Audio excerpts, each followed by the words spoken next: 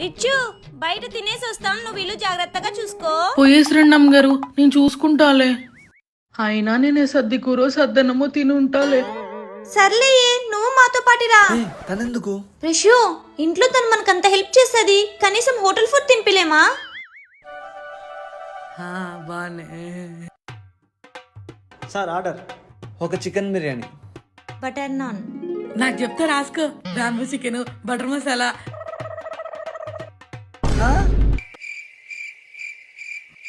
ఓ మేం పేదోళ్ళం కదా, ఇన్ని ఆర్డర్ చేయకూడదు కదా. యాదో పెరుగన్నం పెట్టండి అమ్మా, తినిపోతాం. పర్లేదు,